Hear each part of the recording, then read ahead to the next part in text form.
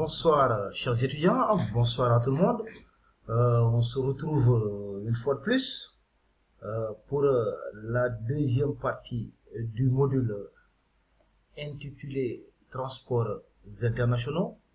Donc, dans la première partie, on avait fait une présentation générale du module.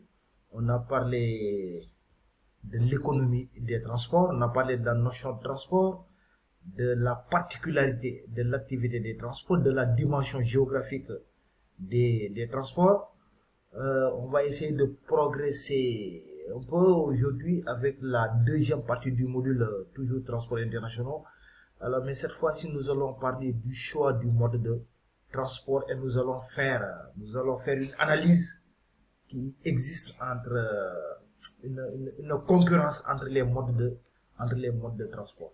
Sur quoi le choix du mode de transport doit être basé. Alors, juste pour rappel, le module intitulé Transports internationaux s'intéresse à l'économie des transports et plus précisément aux transports multimodaux internationaux. Le transport est dit multimodal lorsqu'il implique au moins deux modes de transport, international lorsqu'il implique au moins deux États. Alors, le choix du mode de transport. Pour rappeler aussi qu'il existe 5 modes de transport traditionnels classiques, à savoir le transport maritime, le transport aérien, le transport routier, le transport fluvial et le transport ferroviaire. Mais la plupart des situations appellent à la combinaison de deux ou plusieurs modes de transport pour un acheminement de porte à porte. Maintenant, nous n'oublions pas les transports dits transports par conduite. Là, nous nous intéresserons aux gazoducs, aux oléoducs, aux pipelines, mais aussi aux oléoducs. D'accord. Alors, le choix du mode de transport. Vous savez que le choix du mode de transport utilisé dépend de plusieurs paramètres. Les délais de livraison, la nature de la marchandise, la nature de l'emballage, le type d'assurance, les frais financiers aussi qui peuvent découler de l'allongement des délais et la rupture des stocks, etc., etc. Alors, pour transporter une personne de marchandise d'un point à un autre, il est possible d'utiliser plusieurs modes successivement. D'accord. Maintenant, il y a des paramètres qui entrent en jeu. Les raisons coûts, la rapidité, la sécurité. On peut même ajouter la vitesse, la régularité du transport, seront tous mis en œuvre. D'accord. Maintenant, pour la réduction du coût, souvent le chemin d'affaires, le transport par bateau, barge ou bien péniche, les porte-conteneurs sont moins chers. Par contre, le routier et l'avion sont relativement beaucoup plus chers. D'accord. Parfois aussi, la durée du transport peut conditionner le mode de transport à utiliser. Ah oui, parce que le transport maritime, comme nous le savons, est très lent, contrairement à l'avion et au train à grande vitesse. D'accord. La combinaison de ces deux modes, de plusieurs modes, comme on l'a dit tantôt, nous renvoie à ce qu'on appelle le transport multimodal. Alors, les 5 possibilités que nous venons de citer. Donc, l'exportateur a une panoplie de choix. D'accord. 5 choix. Chaque choix a des avantages, a des inconvénients, mais comporte aussi ses caractéristiques techniques. D'accord. Maintenant, le poids, la nature, le volume, l'emballage, le conditionnement peuvent influencer le mode de transport utilisé. D'accord. Donc, l'exportateur, l'importateur, le logisticien, l'organisateur de transport multimodal, le transitaire doit toujours veiller à mettre en concurrence les différents modes de transport possibles pour trouver l'option la plus intéressante, mais aussi le plus important, l'option la plus optimale lui permettant de déplacer les marchandises dans les meilleurs délais et avec un coût quand même, un coût très intéressant, bien sûr. Alors, la concurrence air-mer. On pouvait aussi dire la concurrence navire-avion. Ah oui, parce que ces deux modes de transport-là, qu'on a l'habitude d'appeler les transports principaux, internationaux, sont au cœur de la mondialisation. Nous parlerons plus tard des caractéristiques techniques des modes de transport. Mais l'avion, quand même, marque beaucoup de points sur le navire quand on parle de rapidité et quand on parle de sécurité. Mais par contre, le transport maritime, bien le navire, marque beaucoup de points quand il s'agit de capacité d'emport, mais aussi de prix du transport.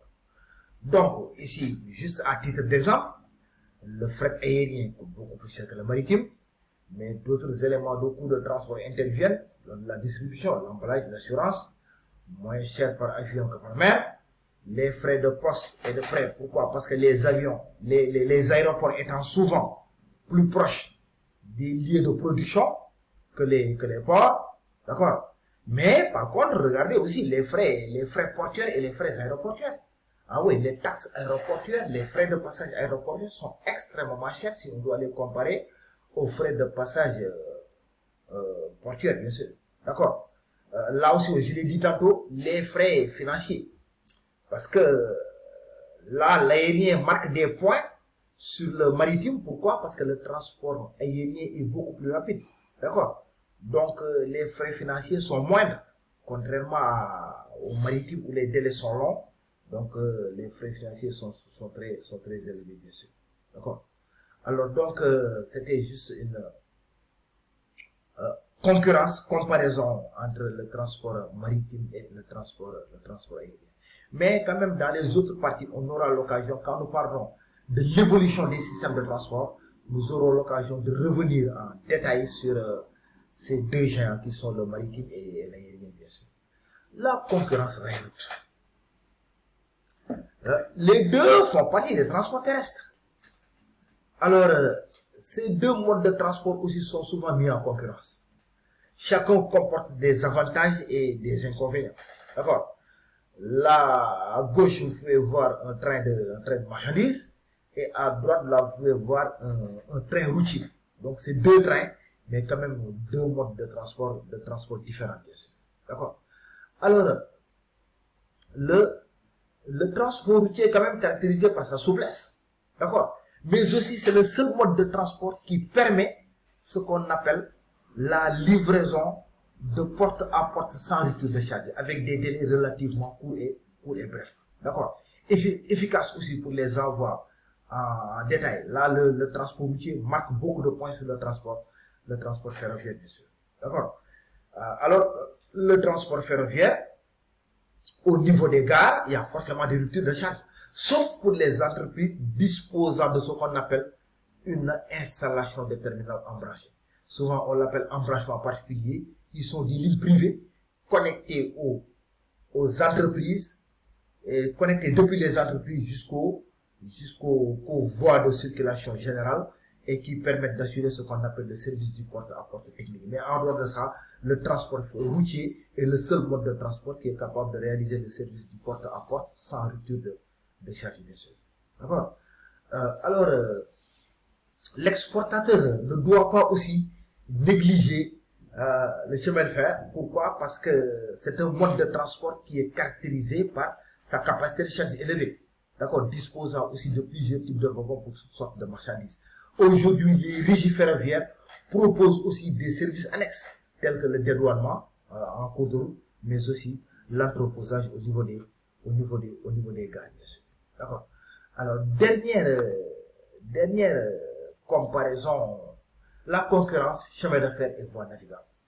Parce que ces deux modes, quand même, étant caractérisés par leur charge élevée. D'accord? Mais on peut les mettre en concurrence. Pourquoi? Parce que le transport fluvial concurrence le chemin de fer pour le transport de masse. D'accord? Bien vrai que le transport fluvial a une charge beaucoup plus importante que le chemin de fer. D'accord? Mais aussi, le transport fluvial est moins cher. Moins cher, mais plus lent. Le chemin de fer est plus cher, mais plus rapide aussi. D'accord? Et vous savez que la rapidité, en matière d'économie des transports, la rapidité joue un rôle fondamental, bien sûr. Donc, l'exportateur, le fournisseur, le logisticien, l'organisateur de transport ne doit pas aussi négliger pour la desserte des ports l'alternative fluviale concernant les prêts et les postes acheminement, bien sûr. Mais il faut savoir une chose aussi. Dans nos pays du Sud, le transport fluvial est presque inexistant. Le transport fluvial est presque délaissé, abandonné. Alors que, en Afrique, exemple, on a un réseau fluvial important. D'accord? On a plusieurs fleuves. Le fleuve, le Congo, deuxième fleuve le plus puissant au monde derrière l'Amazonie. Le Nil, le seul fleuve au monde qui traverse un désert. Hein? J'oublie pas le Zambèze, le Niger, hein? Le fleuve Sénégal, etc., etc. D'accord? Le transport fluvial, quand même, l'alternative fluviale pourrait régler beaucoup de problèmes concernant les activités de transport pré ou bien post-acheminement. Parce que le transport fluvial pourrait suppléer la route et le chemin de fer. Parce que c'est un transport de masse qui pollue moins, mais aussi avec une capacité de charge extrêmement élevée, bien sûr. Dans les pays européens qui ont un réseau fluvial beaucoup plus dense et beaucoup plus important, là-bas, le transport fluvio-maritime, quand même, est important, bien sûr. Si je prends l'exemple du port de Rotterdam, qui est le premier port européen, il bénéficie quand même de la jonction des deux fleuves qui sont le Rhin et la Meuse. D'accord?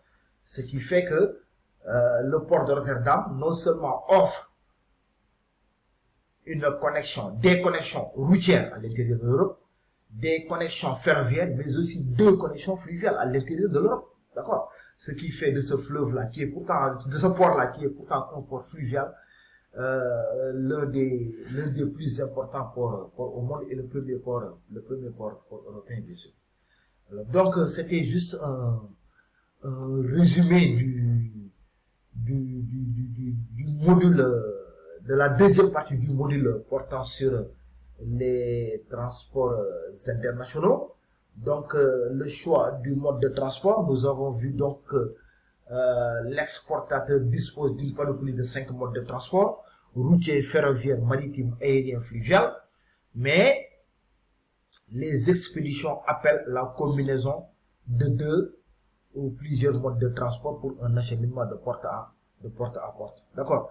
Le choix du mode de transport peut être conditionné par les délais de livraison. Le choix du mode de transport peut être conditionné par la nature de la marchandise, son poids, son volume, etc., etc. Hein? Le choix du mode de transport peut être conditionné par les urgences. Là-bas, l'aérien s'impose, etc., etc. Donc, l'exportateur doit toujours veiller à mettre en concurrence les différents modes de transport pour avoir une vision globale du ou des modes de transport qu'il devra utiliser pour acheminer les marchandises de bout en bout, mais aussi pour disposer d'un choix optimal, bien sûr. On a parlé de la concurrence air-mer, de la concurrence rail-route et enfin de la concurrence chemin de fer et voies navigables naturelles, bien sûr.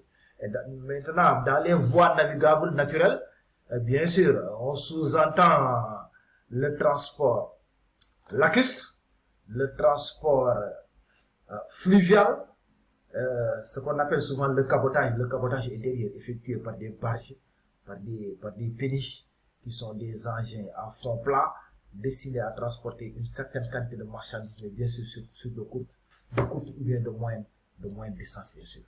Donc c'était la deuxième partie du module portant sur les transports internationaux. On se retrouve très bientôt pour la troisième partie, maintenant portant sur l'évolution des systèmes de transport. Là, nous verrons les nouvelles technologies maritimes, routières, ferroviaires, fluviales et aériennes, bien sûr. Merci et à très bientôt.